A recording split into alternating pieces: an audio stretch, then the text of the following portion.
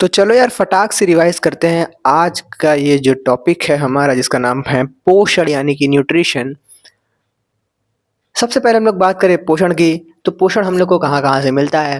पोषण का मतलब कि हमारे शरीर का जो विकास हो रहा है, हमारे शरीर में जो भी गतिविधियाँ हो रही हैं, उनमें जो सहायक चीज़ें हैं, उनको हम लोग इसमें देखेंगे। तो पोषण के लिए सबसे पहले हम लोग देखते हैं कि पोषण कहाँ-कहाँ से मिलता है। तो पोषण हम लोग को मिलता है, इसे हम लोगों ने जो क्लास 5 में पढ़ा था, क्लास 10th में पढ़ा था, ये सब हमारा है। 12th में ही पढ़ा था हम लोगों ने ये सब चीज़ें। तो चलो देखते हैं। तो भैया पोषण जो है, वो हम लोग को कार्बोहाइड्रेट से मिलता है, प्रोटीन से मिलता है, वसा से मिलता है, विटामिन से मिलता है, खनिज लवण से मिलता है, पानी से मिलता है और भी बहुत सारी चीज़ों से मिलता है।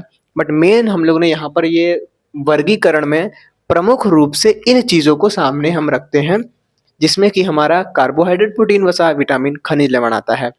कार्बोहाइड्रेट की बात करें, तो कार्बोहाइड्रेट के बारे में फटाक से हम लोग को रिवीजन हम एक बार कर लेते हैं क्योंकि ये सब चीज़ों को पता है हम लोग को। तो कार्बोहाइड्रेट शरीर को ऊर्जा देता है और ये पाया जाता है अनाज, फल, केला इन सब चीज़ों में।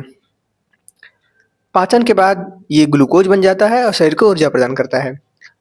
ये तो हो गया कार्बोहाइड्रेट की कहानी। प्रोटीन की बात करें तो प्रोटीन तो भैया हम लोग का ज़िंदगी है एकदम से। शरीर का हर एक अंग जो है वो उसके निर्माण में प्रोटीन सहायक होता है। हमारे नाखून से लेकर हमारा बाल से लेकर हमारा बहुत सारा पार्ट। तो प्रोटीन की बात करें तो ये कार्बन, हाइड्रोजन, ऑक्सीजन, नाइट्रोजन जैसे तत्वों से मिलकर बना होता है, जो कि हमारे शारीरिक निर्माण में सहायक होता है।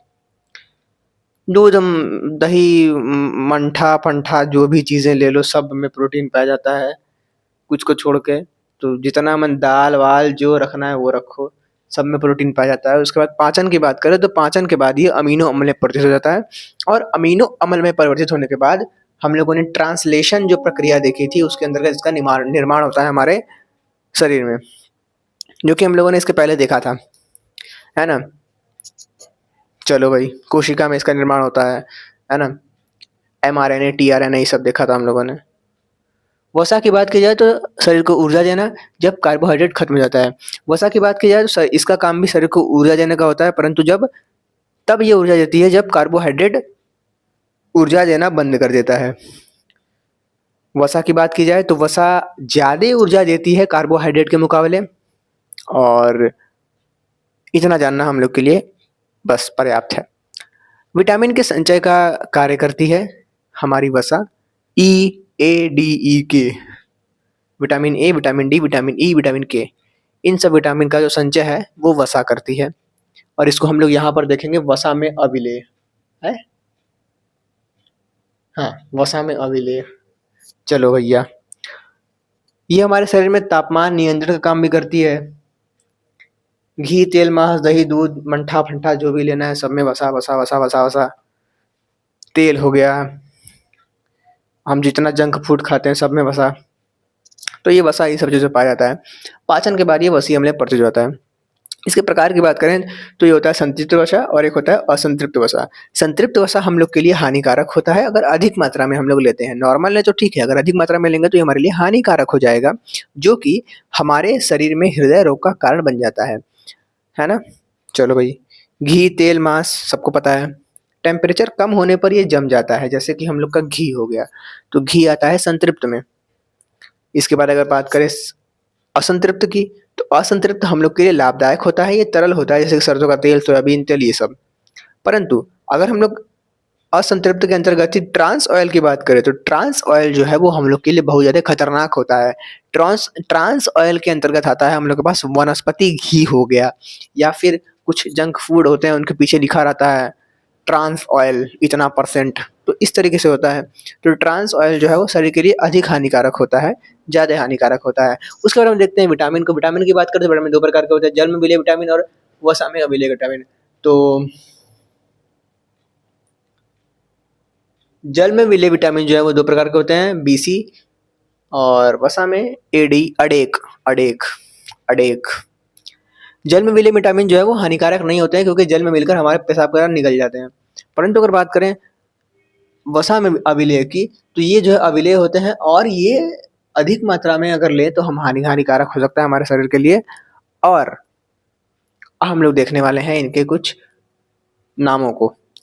विटामिन ए का जो नाम होता है वो होता है रेटिनॉल। विटामिन डी का नाम होता है कैल्सीफेरॉल। विटामिन ई का नाम होता है टोकोफेरॉल।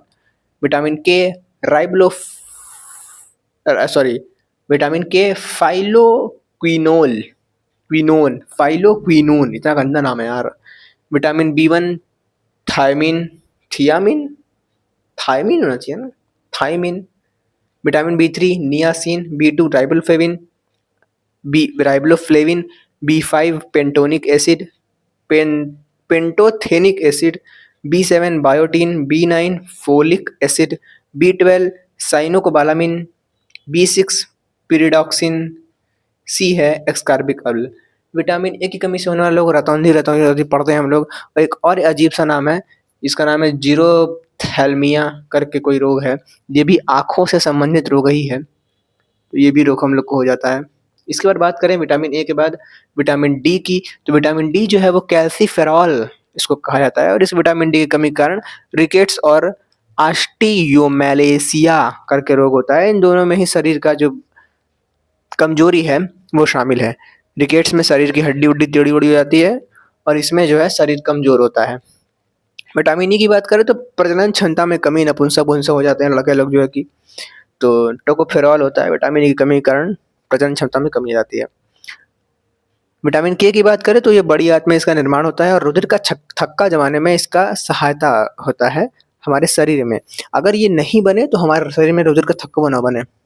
चलो भैया, विटामिन बी 1 कमी कारण बेरी रोग, vitamin B 3 pellagra, vitamin B 2 कमी से त्वचा में सूजन, विटामिन बी 5 की कमी से एनीमिया होता है, बी 7 कमी से असमय हेयर फॉल होने लगता है, विटामिन बी 9 की कमी से गर्भावस्था में एनीमिया होने लगता है, विटामिन बी 12 की कमी से पर्नीसियम एनीमिया, बी 6 की कमी से त्वचा रोग, विटामिन सी की कमी से स्कर्वी, जैसे कि हमारे जो होंठ वगैरह हैं, सूढ़े हैं, उन सब में सूजन आना आता है, दांत से खून आने लगता है स्कर्वी के अंतर्गत, तो ये होता है। इसके बाद हम देखते हैं खनिज लवण को। खनिज लवण ऊर्जा प्रदान करने का कार्य नहीं करता है, ये हमारे शरीर के शारीरिक विकास में सहायता करता है और स्वास्थ्य विकास में सहायता करता है, शारीरिक क्रियाओं को बनाए रखने में सहायता करता है। ठीक है भैया। इसके बाद हम बात करें जैसे हड्डी और दांतों का निर्माण करना, स्रोत इसका अंडा, फल, सब्जी, आयोडीन युक्त नमक है। कुछ खास नहीं रहा आज का क्लास, मतलब उतना मज़ेदार तो नहीं रहा, बट मैं कहूँगा कि मतलब रिवाइज हो गया पुरानी चीज़ें। तो अब मिलते हैं नेक्स्ट वीडियो में कल।